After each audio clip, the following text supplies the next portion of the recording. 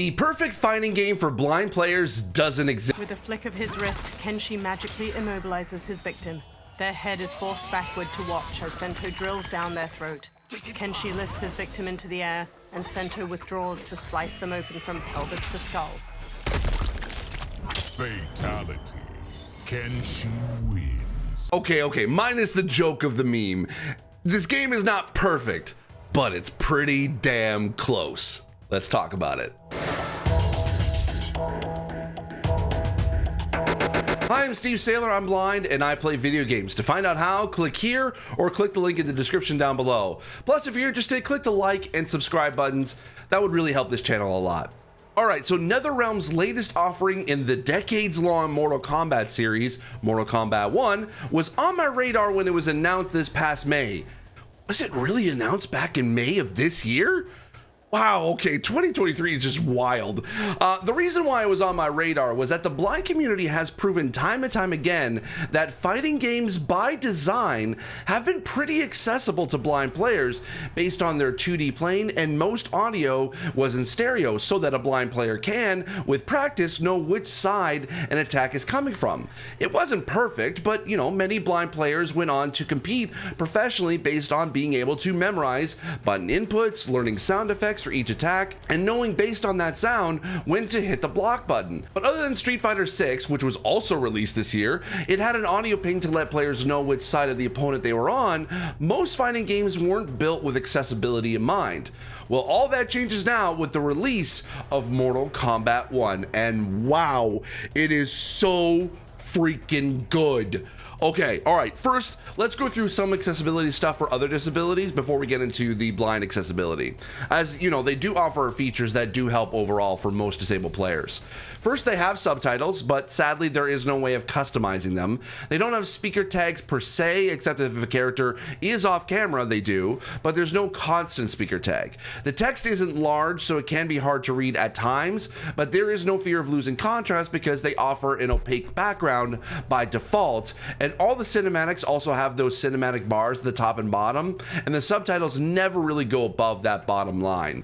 For motor disabled players, you can remap controls and change the input window timing for when you want to use special moves. You can set that timing to long or short. You can also turn on a setting that will execute those special moves on button release or push. You can also turn on alternative controls, so to execute special moves, you have to use diagonal inputs instead of just pushing the D-pad up, down, left, or right in succession. The only main hiccup I had was with the test your might feature, which pops up occasionally in the main story.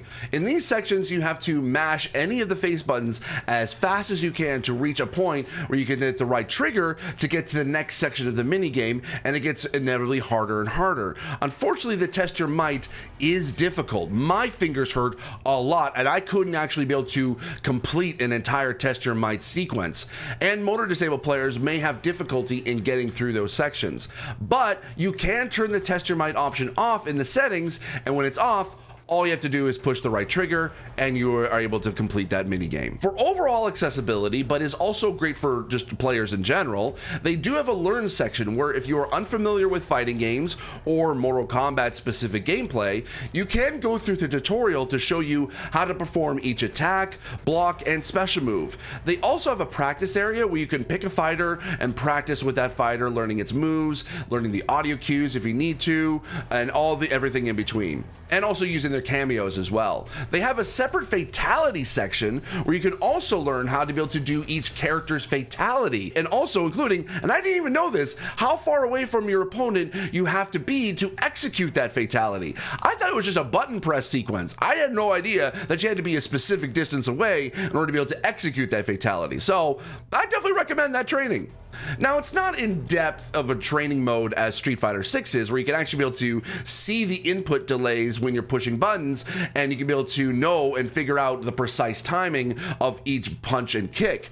But it is great to have this training mode so you don't have to practice by playing the campaign or online just by itself. Okay, all right, now let's talk blind accessibility, because this is my favorite part of the full game. There is a full screen reader that reads every bit of text that is displayed on the screen. Basic movement and attacks. Task 1 of 6. Welcome to Mortal Kombat 1. Let's go over some basics before you enter the fight, starting with movement. It is a weird robotic voice, and you sadly can't change the speed or the pitch of the narrator's voice, but it is fully functional with very minimal hiccups or bugs in my use of it. When in combat, you have an audio cue that will click slow when you are further away from your opponent and click faster when you are near your opponent. Backward. Step backward. Complete. Dash forward. Dash backward. Complete. Right.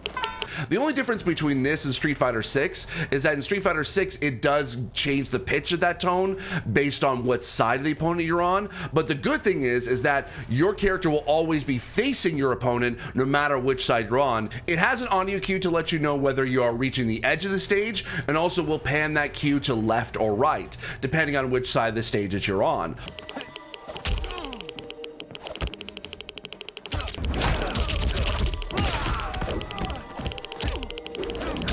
Also, every move and attack has a unique sound effect that with practice, you can learn and memorize to know what's happening. And you can be able to precisely figure out that timing you need in order to be able to block or dodge out of those attacks. But the best part, or at least I'd say the coolest part for me, is that they have audio descriptions for all of these cinematics in the main story. Smoke, Scorpion, Sub-Zero, and the other numerous Lin Kuei warriors get to their feet. Kung Lao crosses his arms and crinkles his nose as Sub-Zero and Scorpion step to him and Raiden. The others stand along the balcony. Sub-Zero and Scorpion stand on either side of Liu Kang. So these two aren't thugs? And there's a lot of cinematics too. I actually had one point where one was almost 10 minutes long, and I only knew that because my Xbox thought I was idle and started to fade the screen as if I was, you know, away from my Xbox console. So yeah, those cinematics do be long. But that's not all. They also have audio descriptions for every fatality. If you thought the fatalities were brutal before, the audio descriptions are just as brutal. Baraka stabs his metal forearm blades into his victim's torso. He lifts them up and pierces through their face. The victim plops to his knees. Fatality. Baraka wins. Sindel's silver hair snakes toward the victim. It wraps around both arms, snaps them, then rips them off. Sindel struts forward as her hair holds the victim aloft by their wounds. Who's your queen? Sindel rips their spine out through their throat. Fatality. Sindel wins. Li Mei punches through the victim's stomach and yanks out their guts. She clenches her fist and a purple spark of energy slithers along an intestine toward her victim. She kicks their head off and the spark explodes their severed head like a bloody firework. Fatality. Li Mei wins. All of those functions combined also work in online multiplayer. As far as I can tell, there is no punishment or sacrifices made if you enable any accessibility options to play online, which is huge for multiplayer. Most often in games, accessibility can't be used when playing online, and it can only be used in single player. But for Mortal Kombat 1, you don't have to worry about it. You know what? It's also impressive. They even thought of the little things, like when you go through the tutorial training, when you're learning which buttons to push, not only does the screen reader read out each button, but in the sequence that it needs to be pushed. Each character has unique special moves, which are X, Ice Ball, D-pad down, D-pad right, X button. But you can hit the menu button to demo that specific move. Then on screen, there is actually a picture of a controller, which shows you which buttons on the controller need to be pushed, but it's also playing an audio ping, so a blind player can know how fast they need to hit those button combos to pull off that move.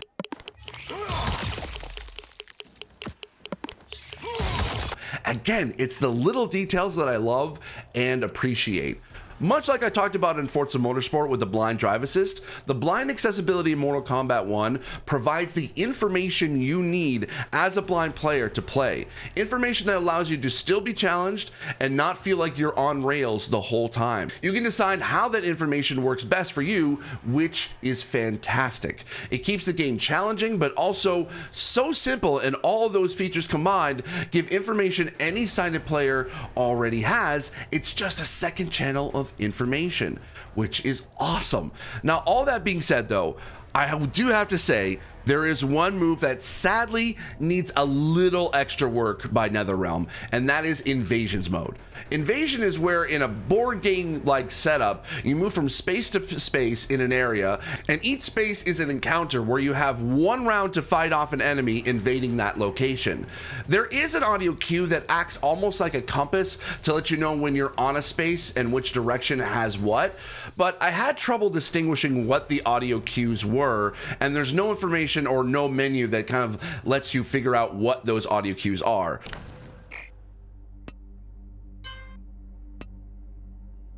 And also, sadly, the screen reader misses the button commands and a bunch of text in that mode. You can get through most of the play area with minimal assistance, but it does need some extra work to make it fully accessible mode that blind players can play. Overall, I was super impressed with the NetherRealm team and the consultants that they brought in to help make Mortal Kombat 1 special for blind players. They took the time and effort to make one of the staples in video game history more accessible to disabled players so that they can enjoy the thrill of combat, and that's combat with a K. Moving forward with future support from NetherRealm and with player feedback to update any areas where the game has missed, including Invasions mode, this will be an example of great accessibility that I will gladly recommend. I give Mortal Kombat 1 for accessibility a 4 out of 5.